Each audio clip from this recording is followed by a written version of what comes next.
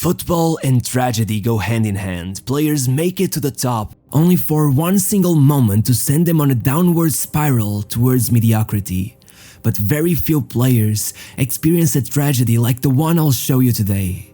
Lentini made it to the very peak of the football world, having the biggest clubs fight like a pack of hyenas for his signing, to the point of making him into the most expensive player of all time. When the transfer first broke into the news, it was claimed he had been bought for 30 billion lira. That would be 380 million euros in today's money. As you might imagine, all hell broke loose. Even the Vatican got involved, and that was before the player went into a coma and miraculously woke up a few days after as if nothing had happened. But in reality, he wasn't ever the same person anymore. I'll tell you all about that soon, but first, let's see how it all started, and if you're excited, click the like button. It's all that I could ask for. Gianluigi was born in the region of Piemonte in Italy, and like pretty much everyone there, he had to pick a side, Torino or Juventus. Caught between this sibling rivalry, he went with the underdog, Torino, and by the age of 10, his love for football was too intense for him not to give it a shot. So once he heard there were trials at Torino, he went into the city with the other kids to follow his dream. By the time he came back, he was officially a member of the Granata. What perhaps Lentini failed to realize at the time is that by attaching himself to Torino, he was attaching himself to a club that many people believed to be cursed. For the nearly 30 years that preceded his arrival, the club could not catch a break. In 1949, the Superga disaster.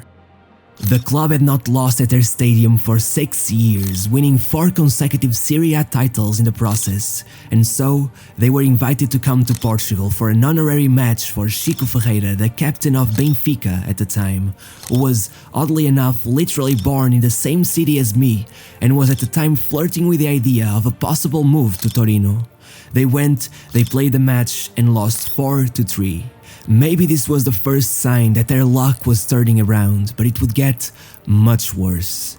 I'll tell you this story the same way I read about it once, even though by now the way it is told is maybe more of a tale than a recounting of events. Back in Turin, it was one god-awful day. The sky was dark, the rain poured like seemingly never before. At the top of the mountain was the mighty Basilica di Superga. Under the rain, one man walked emphatically trying to find his way back home when all of a sudden he heard a shriek. It was like the sky was being cut open. Before he could realize what had happened, he saw the flames. He ran through the rain, banging on each door until a restaurant finally got him a phone.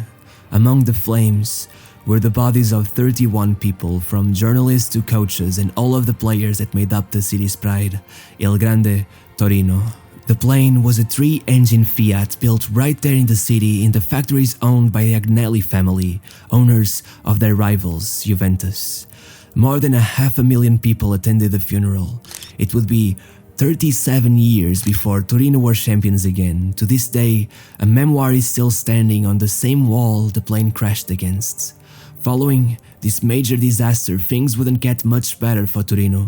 They would struggle so much to rebuild the club that by 1959, they would be relegated. In the 60s, they finally started getting back to their old ways, even finishing third at one point. But then, in 1967, disaster struck again. And of course, it started on the pitch. Luigi Meroni, known in Italy as La Farfalla Granata, was Torino's rising star, and one day, shortly after being sent off in a win against Sampdoria, he realized he had lost the keys to his house, so he went out with his teammate Fabrizio Poletti to ask a local bar for the phone so he could call his partner. It all went well, and so they left the establishment, crossed the street and stopped midway to let a car pass. Unfortunately, it nearly grazed them both, so they reacted by taking a step back, being instead hit by a Fiat 124 going the opposite direction. Poletti was barely injured, but Meroni was thrown into the air on impact, landing on another lane where his unconscious body was ran over and dragged 50 meters by a Lancia Appia. He still made it to the hospital, but the damage was so severe that he passed away shortly after. The driver of the Fiat was a kid by the name of Atilio Romero, who spontaneously presented himself to the police that day and was let go since the players were not on a crosswalk. The unbelievable part is that that kid was a huge Torino fan, and was a neighbor of Meroni, and above all, most impressively, he would go on to become the president of Torino in 2000. Also, another notable thing, the name of the pilot of the plane from the Superga disaster was Pierluigi Meroni, nearly identical to the player I just told you about. Over the following years, the tragedies continued stacking up. In 1975, the captain of the team retired and became their assistant coach. He only lasted a couple of months on the job before he suffered 2 aneurysms and died. Oddly enough, that just happened to be the season when Torino finally managed to be champions again. Regardless, we can finally go back to Lentini. At only 15 years of age, Lentini was first brought in to play for the first team in the Italian league. Over his first 2 years with the team, he played 32 matches, impressing, but also showing that he needed to grow up a bit, so he was sent to Ancona Calcio on loan. This year was perfect for Lentini. He showed he was capable of leading a squad while also developing his game even further, becoming an absolutely prodigious player. But for Torino, it was awful. With only 8 wins all season, Il Toro dropped down to Serie B. Back at Torino, Lentini just kept his momentum and improved even further, becoming one of the club's key figures as they made it back to the top flight, and he even earned himself a call-up to the Italian under-21 national team. By the next season, Mondonico arrived as the coach to the request of new club owner Gianmauro Borsano, a shoot first, ask questions later type of president with no respect for paying taxes and that saw law books as simple recommendations. Oddly enough, he was also a member of the Italian parliament, but not strangely at all. After all these stories, he would end up being jailed twice and would have to respond on 10 counts of corruption and money laundering. Mondonico had once been just as crazy, but since his days as a football prodigy, he had matured to become the new Italian managerial sensation, and he was perfect for Lentini, who was already making waves all across the country. That season, our boy wonder would show he could be a big game player, scoring against both Inter and AC Milan, as Torino managed to not lose against either team in the first round of the league season, and helping them to a 5th place finish, which was incredible all on its own, but was made so much sweeter by the fact that their rivals Juventus had missed European qualification for the first time in 39 years and sat in 7th place, just 1 point behind them. The next season, the goal was quite clear, to go above and beyond, so Borsano pulled out not only the big bucks, but also a card from his sleeve: Luciano Moggi. This titan of Italian football was just as corrupt as he was capable of bringing success anywhere he went, so that season both Enzo Cifo and Walter Casagrande arrived, 2 players who would have been marquee signings for any of the league's top clubs. Thanks to them, the league was going great, but quickly the attention was turned to the UEFA Cup. 4 rounds in, and Torino were yet to lose. Boavista, who knocked out Inter, and Copenhagen, who knocked out Bayern, all perished as they faced the Granata. But now was time for a real challenge. Between them and the final stood only Real Madrid. It was rather poetic. The Bulls had to go into the land of bullfighters and somehow come out alive. Despite having the odds stacked against them, Torino scored first, but of course, the house always wins, and so with 2 goals by Agi and Hierro, Real took the win at the Bernabeu. As the tables turned, Real came to Turin, and of course, who else would step up if not the hero of this story? 7 minutes in, Lentini found some space and a perfectly weighted cross found Casagrande. Madrid's centre-back Ricardo Rocha tried his best, but the most he managed was to sweep the ball back into his own net. It was 2-2 on aggregate. Il Toro was en route to go through on away goals, but 83 minutes of defending elite against Real Madrid weren't easy. Thankfully, Mondonico delivered a tactical lesson for the ages that culminated with Lentini once again sliding the ball in between every defender through a perfect cross that would put them in front 2-0. As they went into the final, Van Gaal summarized the matchup by telling the press it was just another common case of catenaccio versus total football. And for a second there, Torino did indeed look like a deer in the headlights, as a rocket by Wim Jonk put Ajax in front 14 minutes in. At the start of the second half, Casagrande gets the rebound off of Enzo Cifo's shot, and Lentini immediately grabs the ball from the back of the net and runs towards midfield, eager to get the ball rolling again. Unfortunately, what followed was a defensive mistake that led to a penalty, and yet another goal by Ajax. As most were already dazed by the idea that a loss might be coming their way, an incredible one-touch assist by Lentini put Casagrande through on goal yet again. The final score was a 2-goal draw. But the advantage was for Ajax, who would play the second leg at home, but all that Torino needed was a goal. During the second leg, Casagrande hit the post, then Cravero went down on the box, but the referee was indifferent. In frustration, Mondonico famously raised the chair up in the air. Then, the post was rattled yet again, this time by Musi. And with 1 minute left on the clock, Sordo hit the half volley, and it went against the bar. Ajax were champions on away goals. Everyone was feeling sick for Torino. How could it be? Well, Mondonico had the answer. He said, as his tears became noticeable, there is only one club that could lose a final like this. This is Torino. We are cursed. I don't know what else to say.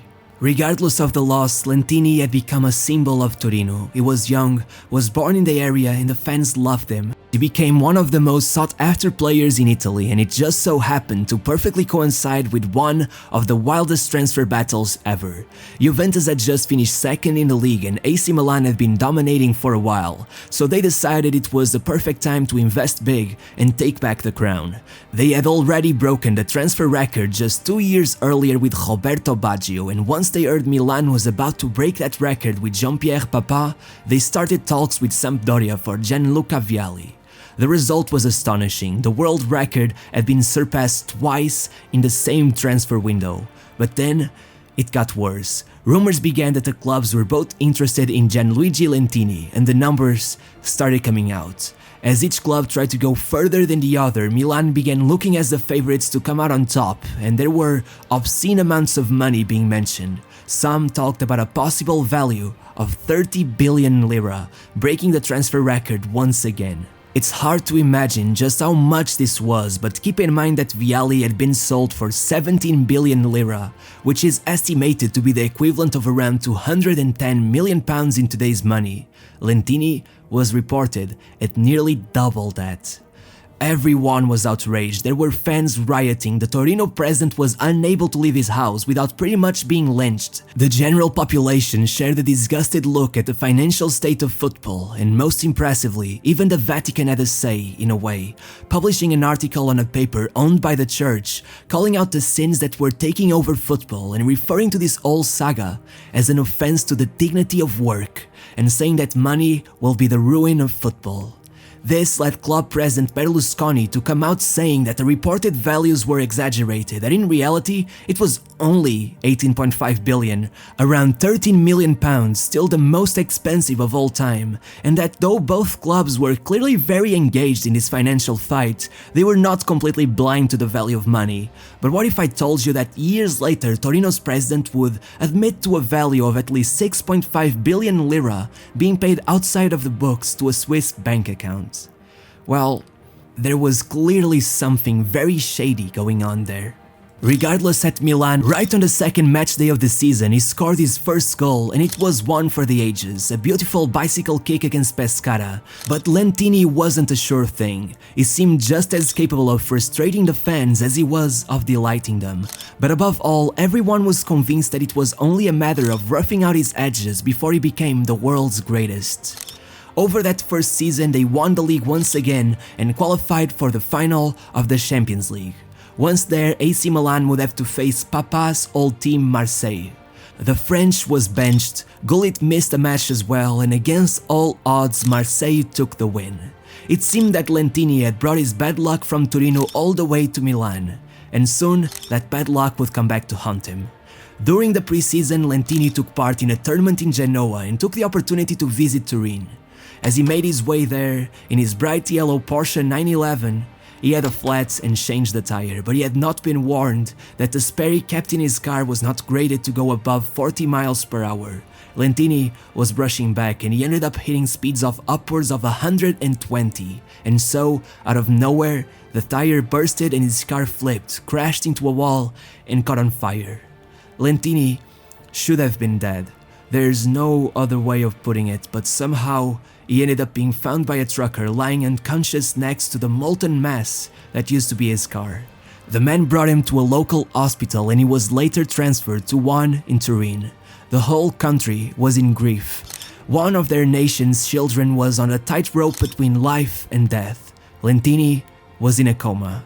It could be one day, it could be 1 year, no one knew if he'd ever come back. It would be very harsh to say that it was good luck. But thankfully, within 2 days, Lentini was up, back on his feet. But he wasn't the same man.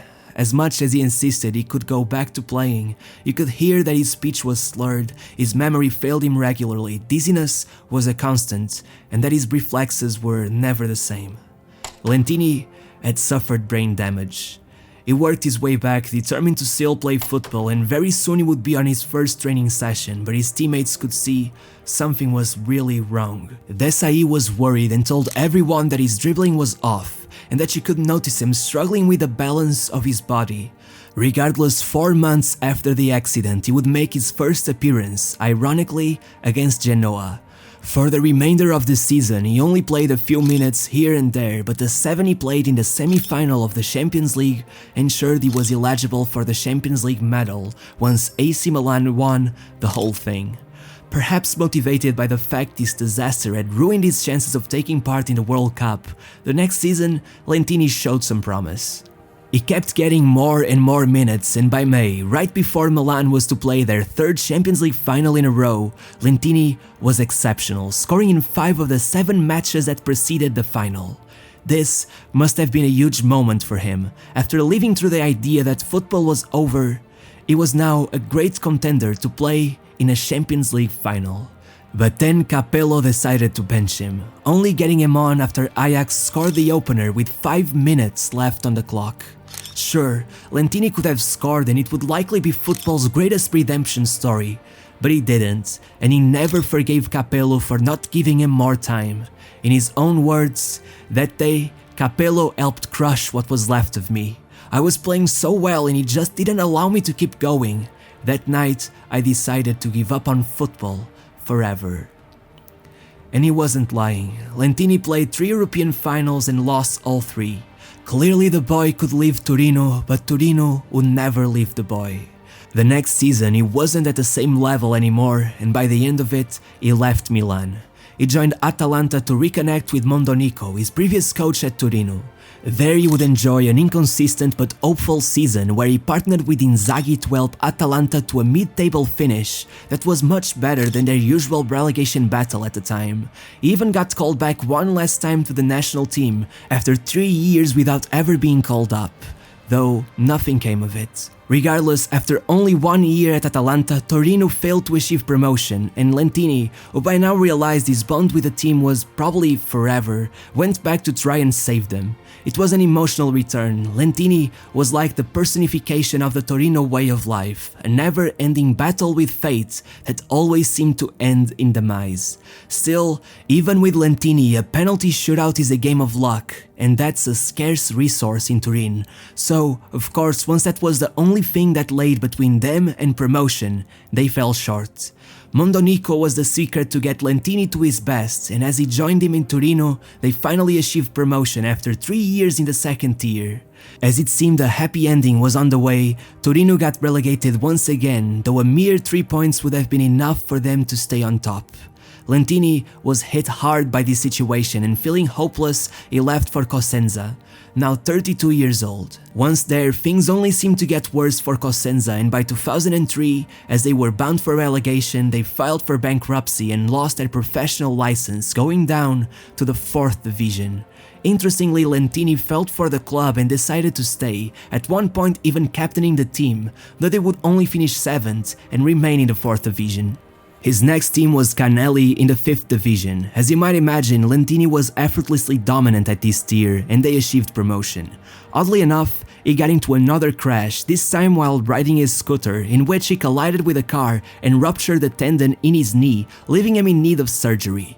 Despite this and despite being 40, he still played at 3 clubs before retiring: Saviglianese, Nicese, and at the age of 44, for Carmagnola, his hometown club in the 6th division. It was just incredible. Once the most expensive player in the world, Lentini ended up playing amateur football. This was Lentini's career in a video. I hope you enjoyed. See you next week. Bye.